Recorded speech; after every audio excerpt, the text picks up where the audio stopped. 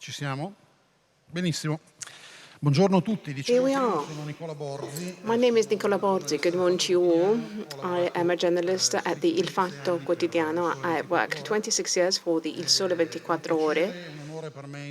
I'm very pleased, and it's an honor for me to introduce today the presentation by Beata JAVORCIK. Beata JAVORCIK is an important economist. She is the chief economist at the European Bank for Reconstruction and Development, EBRD. She's the first woman to have this role. The institution takes care of the economy of 27 countries in Central Europe and Asia, and it includes a number of founder institutions such as the EU as well.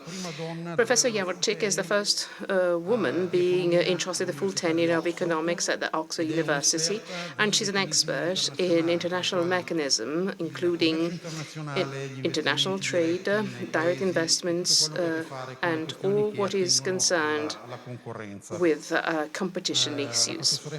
Professor JAVORCIK, in her CV, includes a number of important posts. She's been senior economist at the World Bank, director of the Program for International Trade at CPR, the Center for Economic Policy Research in London. Si occupa, come dicevamo, and come capo economista. She's again the chief economist at the European Bank for Reconstruction and Development, supporting the investment of this international organization in 27 countries. EBRD is top institution. There are 42 members supporting the activity of this bank, including, again, as I was saying, the EU and the European Bank for Investment that we're all familiar with in Italy, because a lot of bonds of the European Bank are bought by Italian households because they are 100% safe and secure. My introduction ends up here because I'd like to give the floor over to Professor JAVORCIK, who's been here with us. Hi, nice to meet you. Thank you, Professor JAVORCIK. Good morning. Thank you very much for the kind introduction, and thank you very much for the invitation.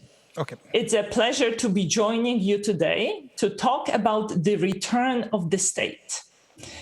The title of my presentation, "The State Strikes Back," is both a statement of fact and a warning. It is a statement of fact because, as I will show you shortly, the state presence in the banking sector has already increased tremendously over the last 2 decades. It is a warning because the growing role of the state poses the risk of undermining the private sector and entrenching political interests of the ruling elites in countries with weak institutions. In my presentation, I will focus on the countries where my institution, the EBRD, operates. But many of these conclusions carry over to other countries, to other emerging markets, and other countries with weak level of governance and low quality institutions. So let me start with some basics. The size of the state. We can measure the size of the state as a share of government spending in the GDP. And as you see here, the state accounts for about 40% of GDP in terms of its spending in advanced economies, about 35% in post-communist countries. And these figures have been quite stable over the last 25 years. Where you saw an upward trend is in low-income countries and in other emerging markets, which are depicted here with the blue line. Of course, during the COVID pandemic, we saw a huge increase in state spending, but that's a temporary phenomenon, and I would expect the figures to go back to their long-term averages soon. Now, what makes post-communist countries different is the size of state employment. Now, in the 1990s, the vast majority of employment in those countries was public employment. By the mid-1990s, this figure went down to about a half. By now, the size of public employment, it's only about a quarter of total employment. But nevertheless, this figure is much higher than what we see in advanced economies or in other emerging markets. And in the graph on the right-hand side, I depicted the share of public employment in total employment against the size of government spending. And the red dots are the post-communist countries. And you can see that they lie mostly above this line. This means that in post-communist countries, state employment is much more important, is larger than in other economies with similar size of government spending. And this difference is on average 7 percentage points. Now, a lot of state employment takes place in state-owned enterprises. And here on the left-hand side, you can see that in Belarus, 2/3 of total employment is in the public sector, and half of total employment is in state-owned enterprises. And state-owned enterprises account for a very large share of employment in places such as Tajikistan, Azerbaijan, Uzbekistan, but also in Western Balkans, in Baltics. For comparison, you can see that in Italy, state-owned enterprises command a very small share of total employment, while public employment accounts for about 1/5 of total employment. Italy is right here, and Germany is next to it. Now, if you look at where state-owned enterprises are active, you will see that they can be found primarily in utilities, in transport sector, in infrastructure. And in that sense, this distribution of state-owned enterprises is quite similar in post-communist countries as in advanced economies. Now, why do we see more of those state-owned enterprises in post-communist countries? Part of the reason is weak administrative capacity. The state doesn't have to be a direct provider of services to households. You can subcontract private sector. You can ask private firms to provide universal coverage, so to provide services to everyone in the country.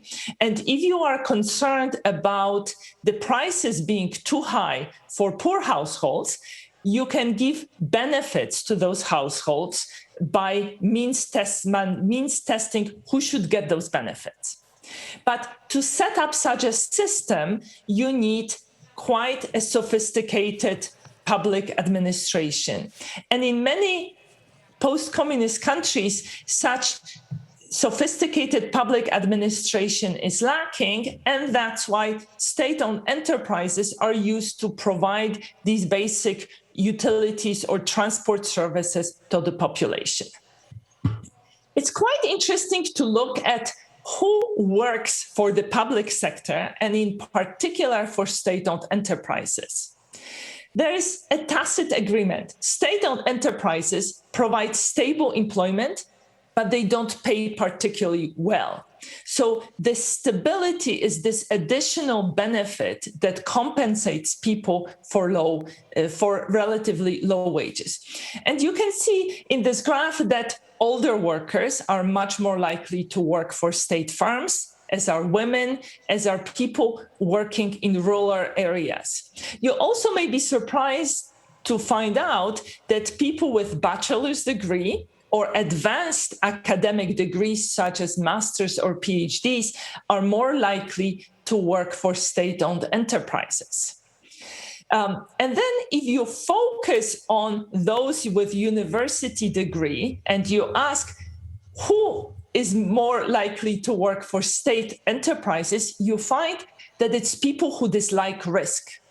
People who are more risk averse find it much more attractive to have stable employment in public enterprises. So state ownership matters. There is a bright side of state ownership. There are good things about state ownership. When we conducted a survey last summer and asked households about job losses due to the COVID pandemic, we saw the lowest job losses reported in Belarus. That's not surprising because Belarus has half of employment accounted for by state firms. And state firms are stable employers.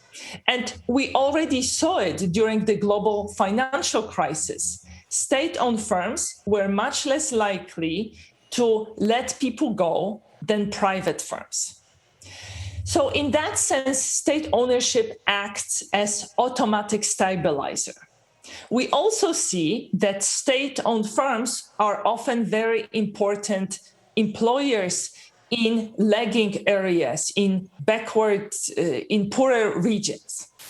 But there is a dark side to state ownership. We have decades of evidence indicating that state-owned enterprises are less productive, less efficient, and they are also less innovative. They are less likely to introduce new products, new production processes. They are less likely to obtain patents, to engage in research and development. And what's also very important when we think about the dark side of state ownership, state firms can be abused by politicians to further their interest, to further interest of their political parties and to remain in power. Now, let's think about effects of COVID and who was mostly affected by the pandemic in economic terms. Now, if you think about who dislikes risks in the population, you can clearly see that people who earn less are much more risk averse. So here you see the results of a survey EBRD conducted prior to the pandemic, where we ask people how much they like taking risk. And what you see is that the people with income in the lowest decile, 1/3 of them says we dislike risk. And then this openness to risk increases as you move on towards people who make more money. The same is true if you compare people with just elementary education. Those people are very unwilling to take risks, while people with university degrees are much more open to taking risks.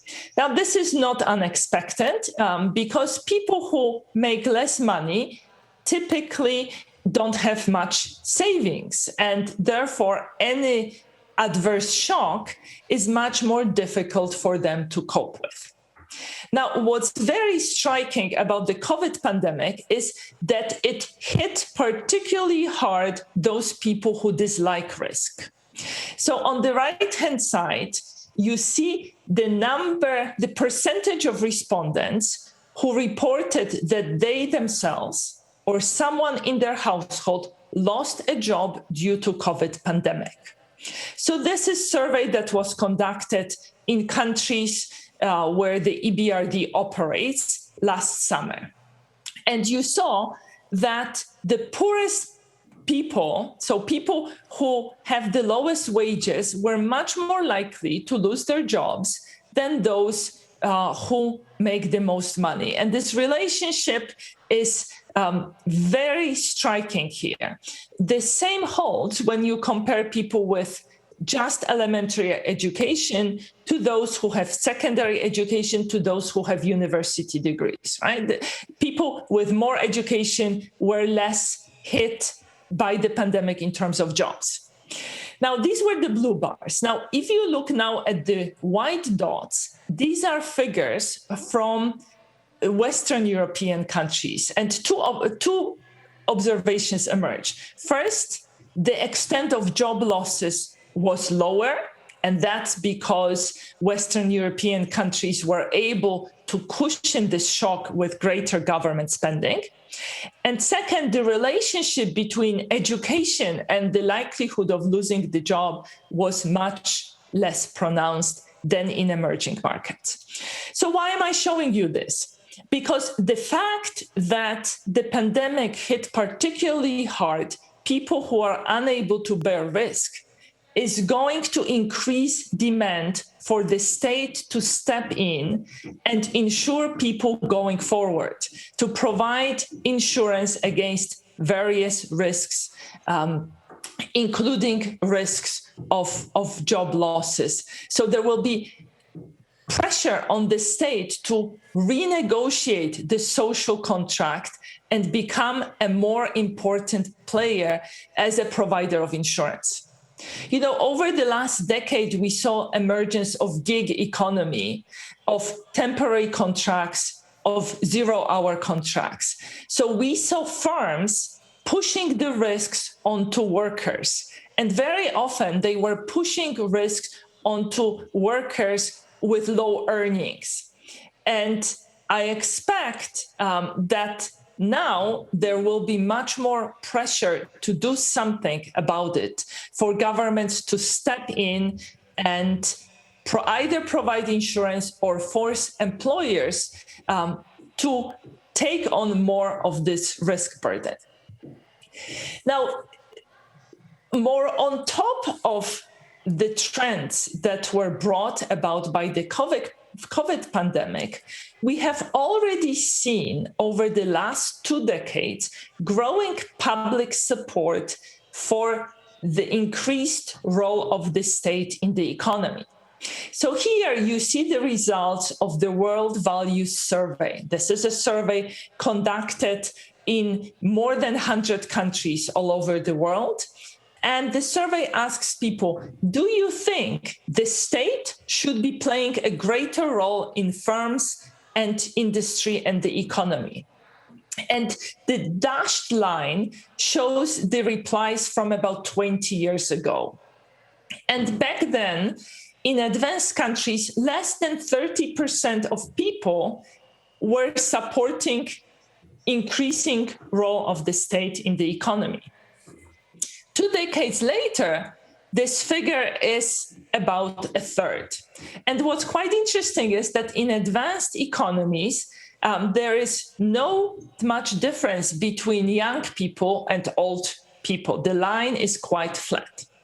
Now, when we look at post-communist countries, it's quite striking that the support for growing role of the state in the economy is much stronger. It's about 45% on average. Moreover, you see that this support has increased over the last 2 decades, and it has increased within cohorts. So people born in the same year, 20 years later, have a more positive view of the state now than they did 2 decades ago. And what you also see is that older people, particularly people who were adult when the Berlin Wall fell at that time, these people have a much more positive view of the state playing a role in industry, in firms, and in economy. In other emerging markets, the support for the state in the economy is above 50%, is even larger than in post-communist countries. And what is quite striking is that globally, people are much more supportive of democracy than of private ownership. So if you look at this graph, you see that in pretty much every country except for Lebanon, more than 3/4 of people say it is important to live in a democracy. But now, if you look at the horizontal axis, where you look at the percentage of people who support private ownership, expansion of private rather than public ownership, the numbers are much lower. 3/4 of population support private ownership only in a handful of countries, in Japan, US, Denmark, and Switzerland. In post-communist countries, which are depicted here with red dots, actually you see quite a range of views. In Western Balkans, support for in Russia, support for private ownership is way below 50%. While in Slovenia, Bulgaria, and Croatia, support is way above 50%. But there are quite a few countries hovering around 50%. Look at Poland. So the pandemic can potentially shift the majority view in the country if it decreases support for private ownership. Now, let's focus for a bit on state banks. As I have already mentioned to you, state banks have been on the rise. And if you look at the share of state banks in total banking assets, you see that in many countries, it's above 50%, and these are the countries shaded in dark orange or in red. And if you look at Europe, you see that Belarus has more than 80% of banking assets in state hands. Russia has more than half, but also countries such as Poland and Ukraine or Turkey have very large share of banking assets in state hands. And this is a development which became much more pronounced during the last 2 decades. So on this graph, we depict an index showing the volume of banking assets in private banks and in state banks. And we normalize this index to 100 in 2004. And you see that the two lines move in parallel until the time of the financial crisis. After the financial crisis, the size of banking assets in private banks remains stable, but the size of state bank assets takes off enormously for quite a few years, and only after that remains stable. So over the last 2 decades, we saw a huge increase in the state becoming an owner of banking assets in post-communist countries. This is true in Belarus, Russia, and Ukraine in the region. It's also true in China and India, where the state holds more than half of banking assets. And if I showed you this chart for all countries in the world, this divergence would also be visible there. Now, this matters because state banks are different. State banks have a bright side. They can take greater risks because they can always fall back on the state for support.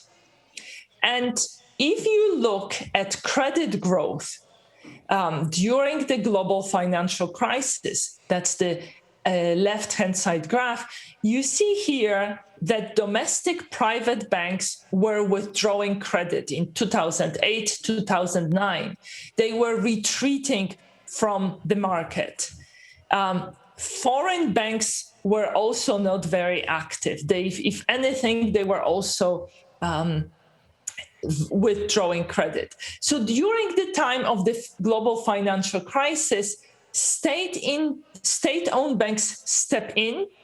They were extending credit, and the fact that they were still giving loans helped firms cushion the shock. So this greater risk appetite of state-owned banks is a good thing. Also, it's a good thing when it comes to supporting young firms. Young firms tend to be most innovative, but these are also the firms that find it very difficult to obtain credit because they have no credit history. They often have no collateral to put up. So their access to financing is much more difficult. So in the right-hand side graph, we looked at loan level data from Turkey. And we look at the share of lending that required collateral by firm age. And two observations emerge. First, private banks are much more likely to ask for collateral than state banks. And second, state banks have a much greater risk appetite. They are much more willing to give loans to young firms without credit history, firms without collateral. So in this way, state banks do a good thing. They promote innovation in young firms. But there is also a dark side to activities of state banks. And the dark side is about misusing state banks for political purposes to build support among electorate before elections. Now, how can you see this in the data? Well, what you can do is you can compare lending by state banks to the lending by commercial banks in particular regions. And the idea here is that private banks lend based on commercial motivation. So if there is a big difference between activities of state banks and private banks, that indicates that there is lending driven by something other than commercial motivation, that there is some political motivation in state bank lending. So here we look at Turkey, and we looked at the time around elections, local elections, and particularly in places where elections were closely contested. And we looked at localities where the mayor, where local authorities were aligned with the ruling party, with the party ruling the central government. And the pattern is quite striking. In the year before the election, state banks were pumping credit to localities where the mayor was aligned with the central government. So here, the difference between lending by state banks and private banks was 20 percentage points. That was quite a large difference. And the same difference was observed in the year of elections. And right after elections, this difference disappeared. But now, look what happened in provinces which were in the hands of the opposition party. That's where the state banks were withdrawing credit.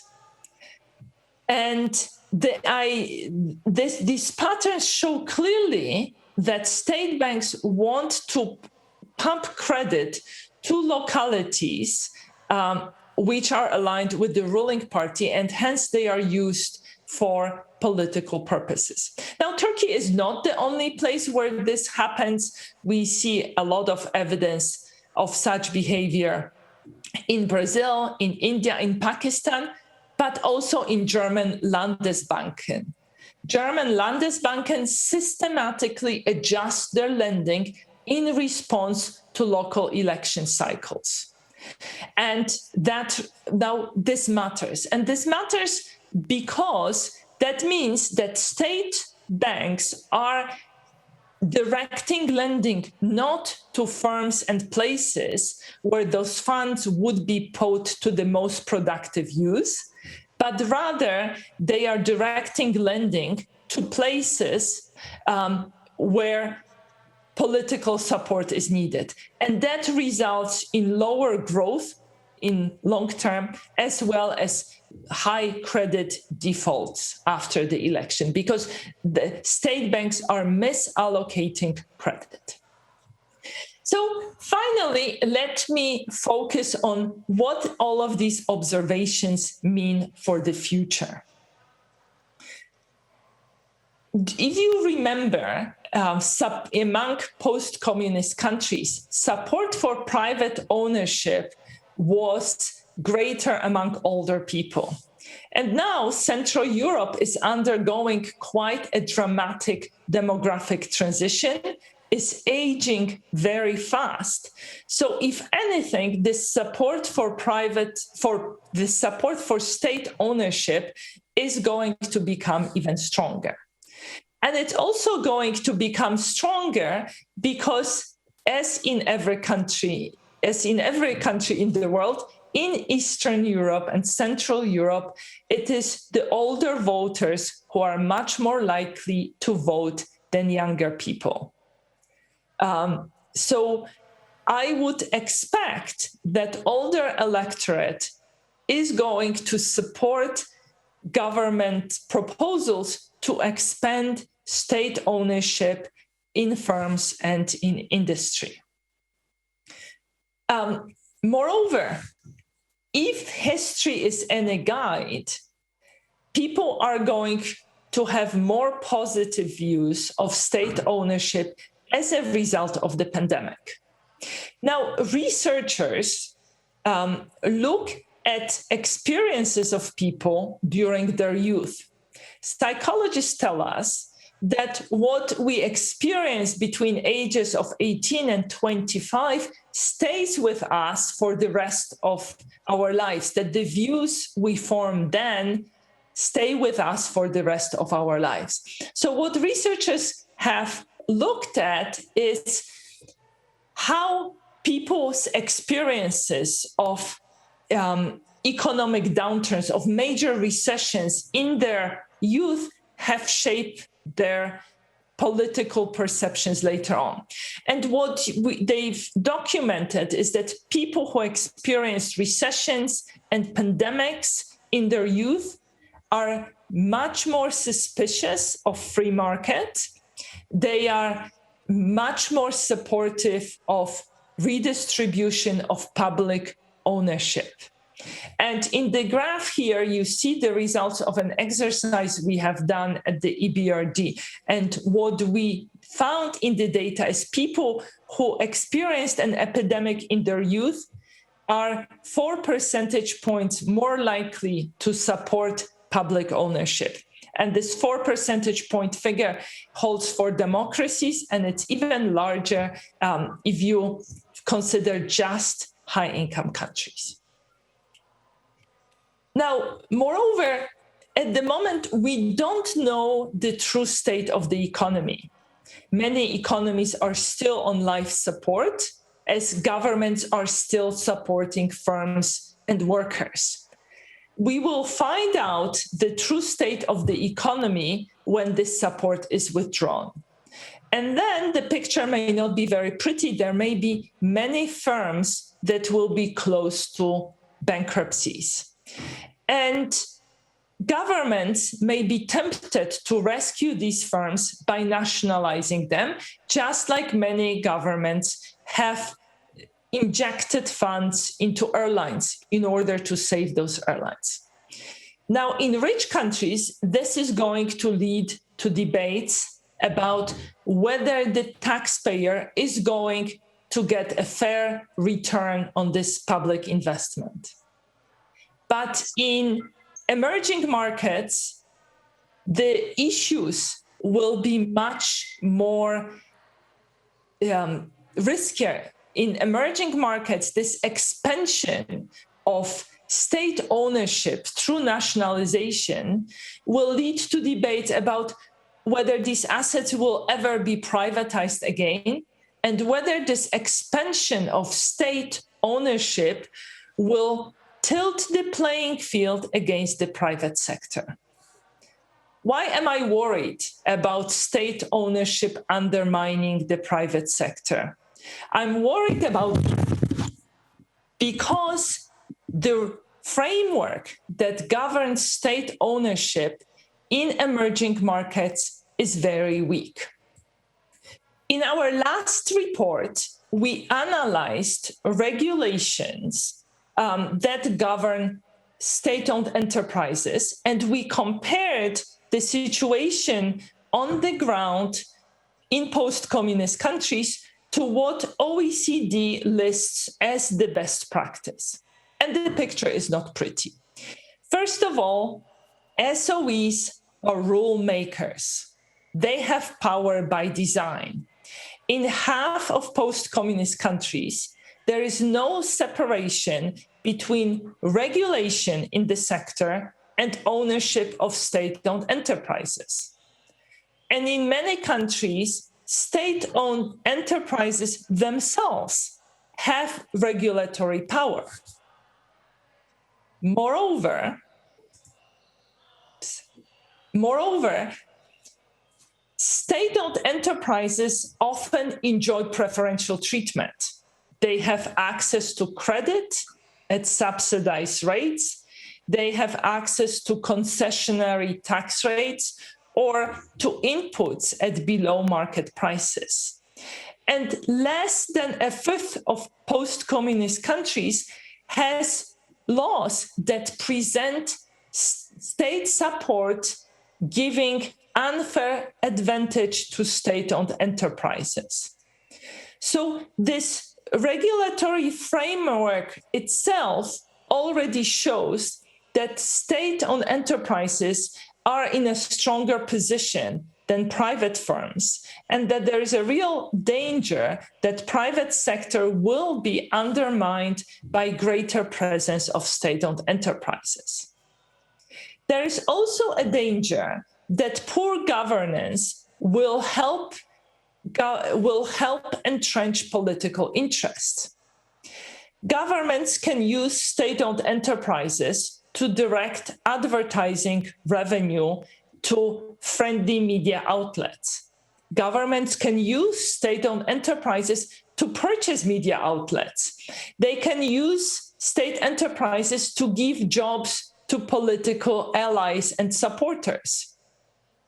And if you look at the regulatory framework, I'm not even talking about implementation, you see that in less than 20% of countries, appointments to boards of state-owned enterprises are based on merit.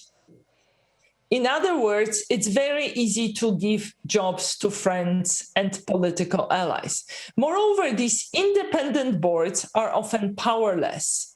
In most countries, they have no power to approve budgets. They have no power to appoint or dismiss CEO. So, to close, I believe that state-owned enterprises will emerge as winners from the pandemic, simply because they can always count on state support. I also think that the ranks of state-owned enterprises will swell as governments rush to nationalize private firms to save them from bankruptcies. So this enhanced role of the state in the economy will happen with public support, because we have seen that public support for state intervention in the economy has grown over the last 2 decades and is going to grow as a result of COVID even further. And there is a danger that in countries with weak institutions, with poor governance, this greater role of the state will undermine the private sector, and in this way will lead to slower growth in the long term. And this is a real danger for post-communist countries which have weak governance. In the right-hand side graph, we depicted governance, quality of institution against income. And you see that the blue dots, countries where EBRD operates, tend to be below the line. They have weaker institutions than other economies with similar level of income. Thank you very much for your attention. If you are interested in this topic, please look at our transition report entitled "The State Strikes Back." Thank you. Allora,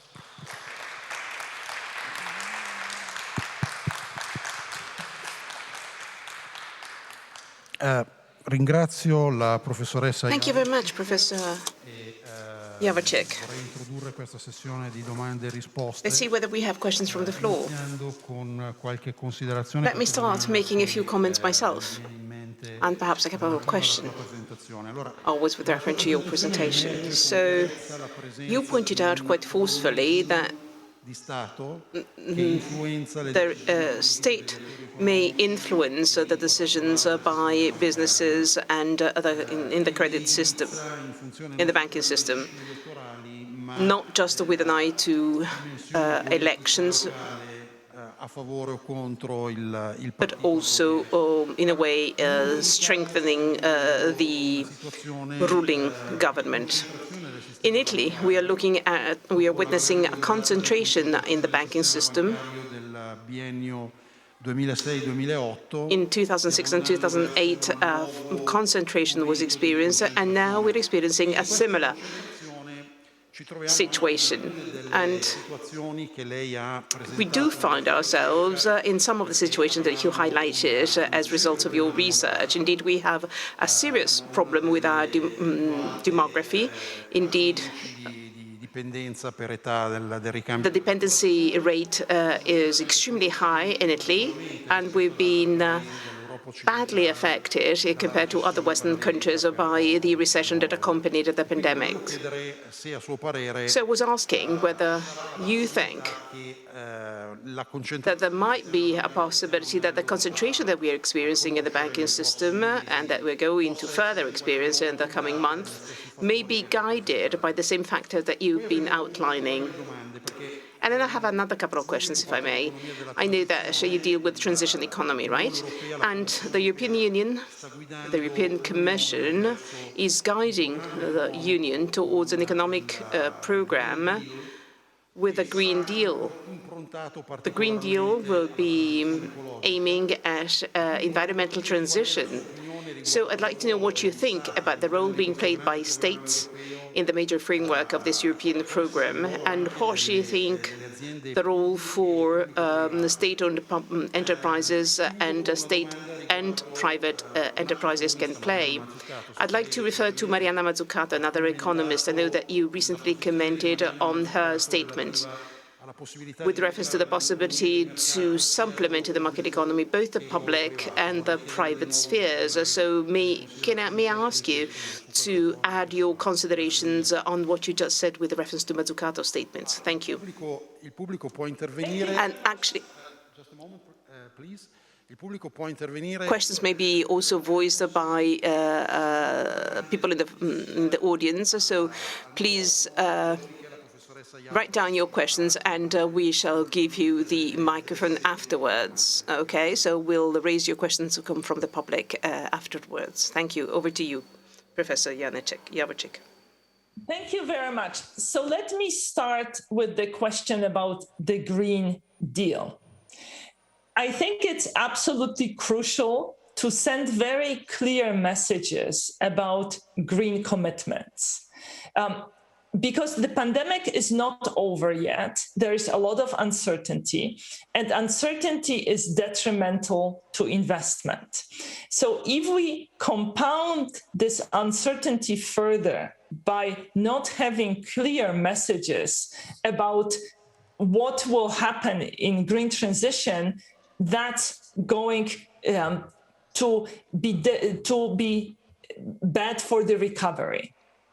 And I worry that even within the European Union, there will be two groups of countries. There will be countries that will enthusiastically embrace the green transition, where governments will send clear messages and private sector will react through investment, through innovation, through adjustment.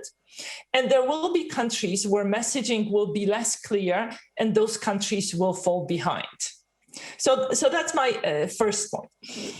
So the role of governments is crucial here, and it's crucial twofold. We are not going to achieve green transition unless we carry the public opinion with us. So here, what's crucial is government commitment to taking care of people who will be affected by the transition. And if you look at the experience of the last 20 years with technological progress, with globalization, we don't have a very good record of taking care of losers. Right? We always assumed that those who lose their jobs will be able to find new jobs. And the problem is that shocks tend to be geographically concentrated. That was true with globalization, and this is going to be true with green transition, because there are regions which are dependent on mining, on heavy industry. So we need to better this time, and here the European initiative of just transition is very important. Now, how does this connect to my presentation? Well, we see that state-owned enterprises are often the owners of stranded assets, of coal, of other fossil fuels. So this is an opportunity for governments who directly control state-owned enterprises to speed up this transition, to guide this transition. And because workers of state-owned enterprises work for the state, government can credibly help them through this process, can shelter them from adverse effects. And the role of state-owned enterprises is going to only increase over time in fossil fuels, because private sector will increasingly want to move away from that. Now, regarding Mariana's Mazzucato view of the benefits from so-called mission-led development, she often gives the example of US agency DARPA, which was supporting research that helped put astronauts on the moon. And as a result of that massive effort, a lot of innovation was born, a lot of innovation that was not even directly, that ended up not being directly related to space exploration. And this logic, I think, applies to green transition. Now, governments can embrace green transition as this mission for which they need to fund innovation. A lot of this innovation can be subcontracted to private sector, and it's likely to produce inventions that will be of broader relevance, not just limited to green transition. And finally, on the banking sector, as I said, there are both good things and bad things about state-owned banks.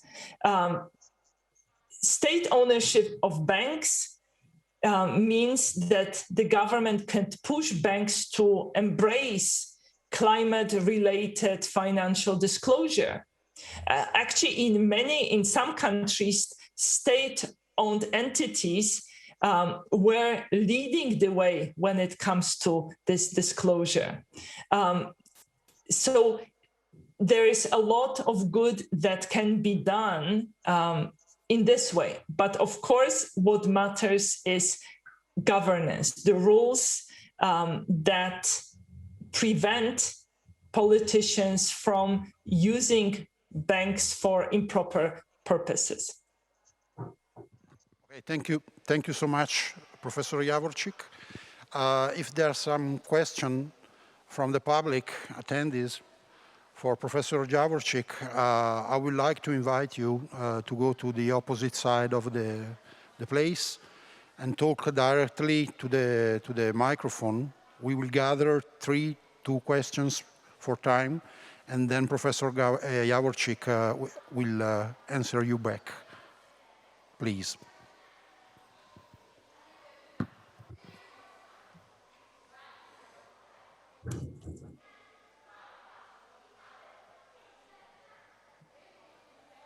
Non ci sono domande, allora se non ci sono domande Apparently there are no questions.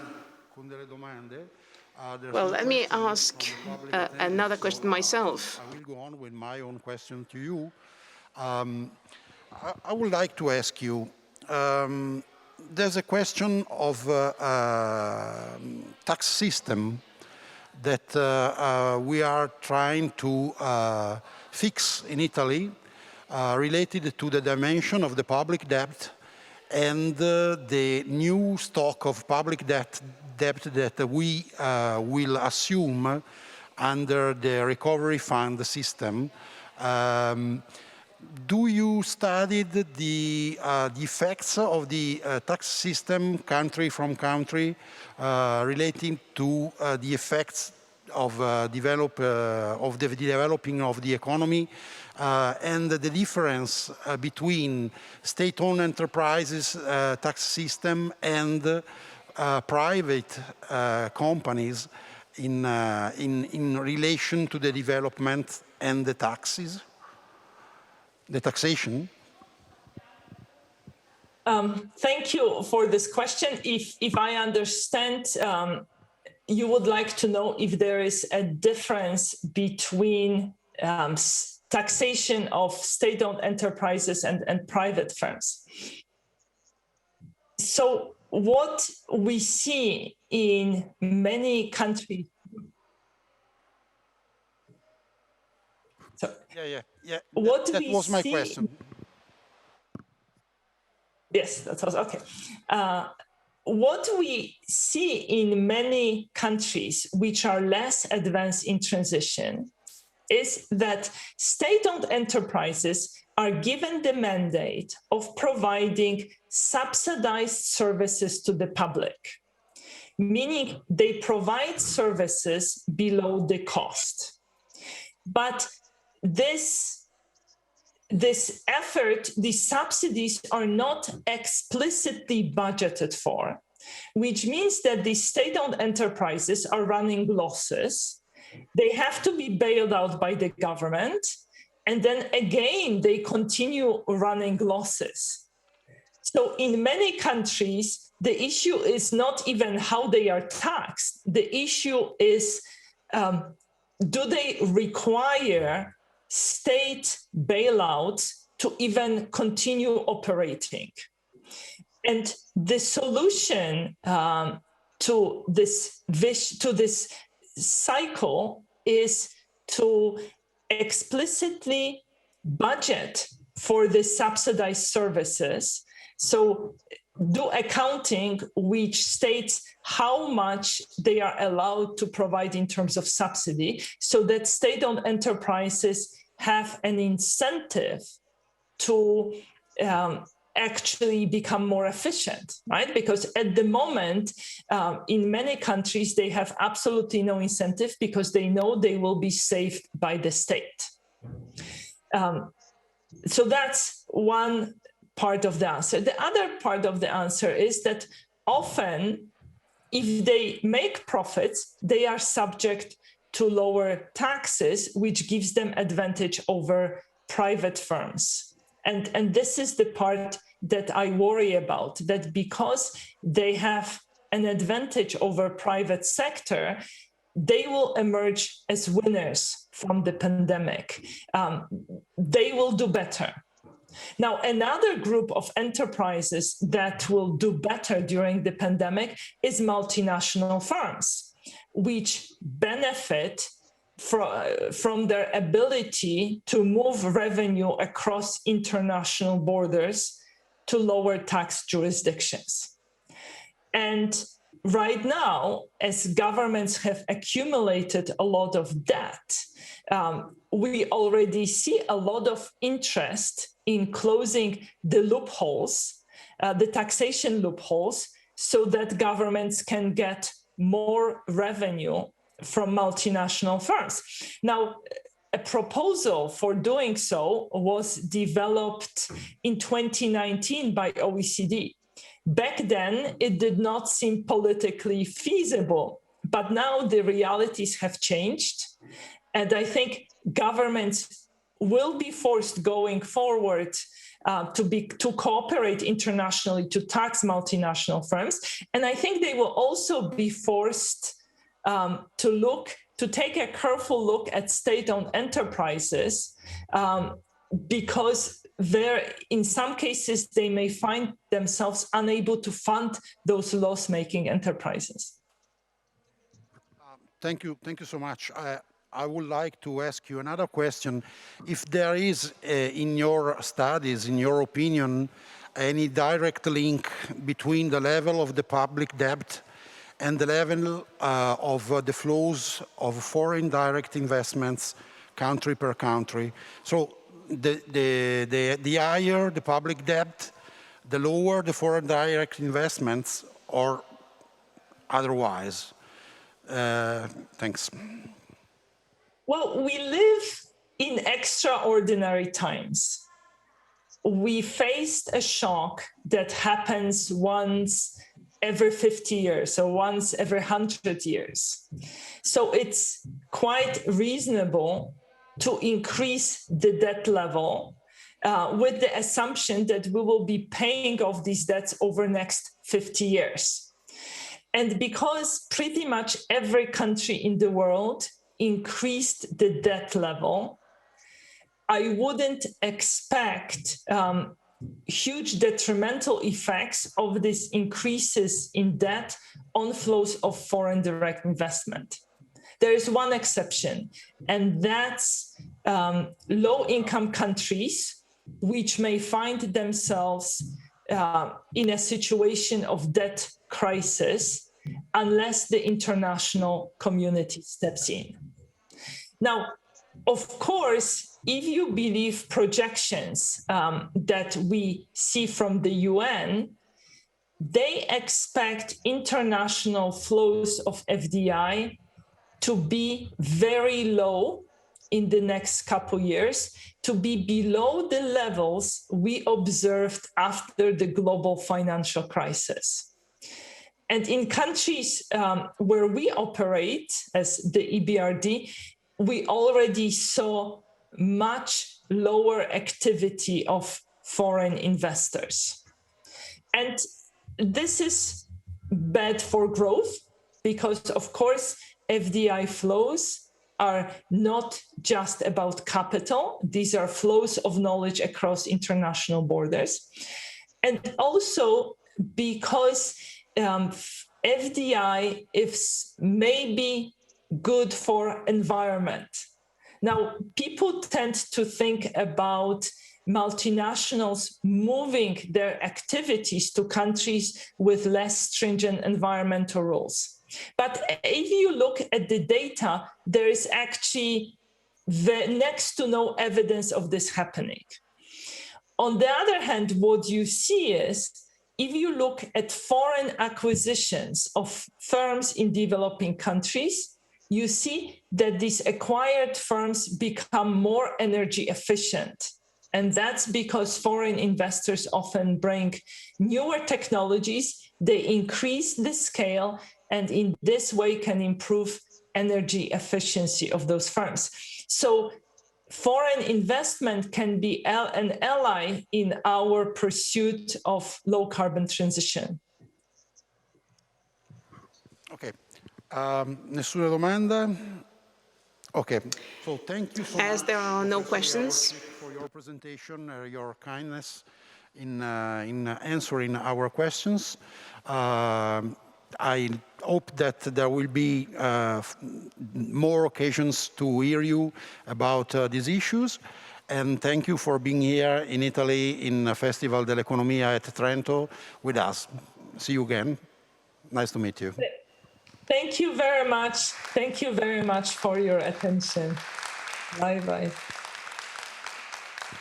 Grazie infinite al Festival dell'Economia per l'opportunità. Thank you very much to the Festivals of the Economics for providing me the opportunity to spend some time with you and Professor JAVORCIK today, and see you all soon. Thank you.